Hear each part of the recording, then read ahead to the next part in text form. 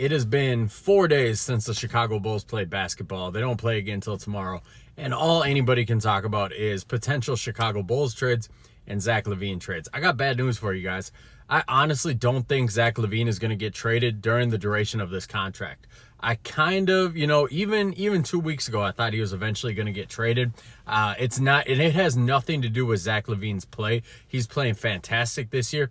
It is all about the new CBA. I spent the last 2 days really diving into the new CBA, diving into the tax aprons and the trade restrictions and the salary matching rules and everything like that. And it's damn near impossible for a team to make a Zach Lavine trade.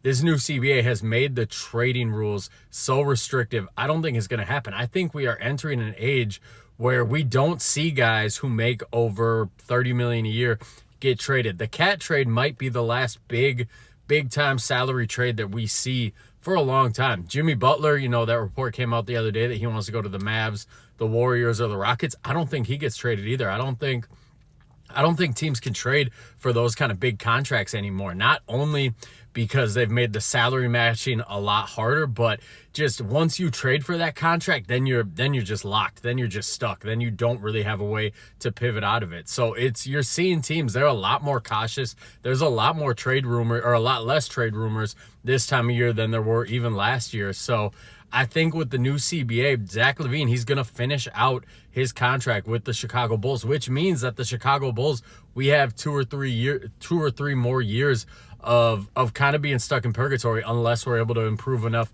around the fringes and try to elevate into the top 6 of the East with Zach Lavine still on the roster. But I honestly don't see a way to do it. It seems like with this new CBA, the contracts that are going to be the most tradable are like the ones the Nets have, the Cam Johnson contract, Dorian Finney-Smith contract. Those type of guys, they're still going to be able to get traded. Maybe Patrick Williams, if he comes back and he plays well the way his salary slots in, they'll be able to find a home for him.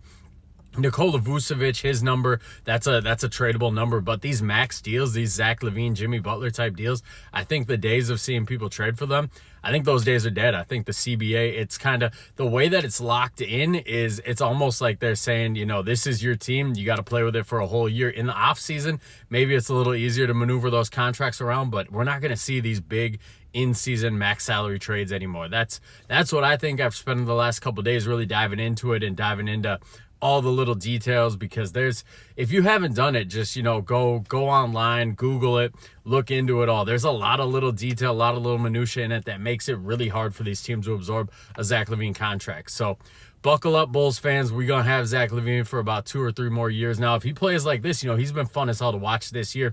It's just we know the team isn't good enough to actually do anything in the playoffs or to even really make the playoffs. We know that we're going to be a one-and-done team in the play-in tournament. So I don't know. Everybody calling for a tank job, calling for Cooper Flagg.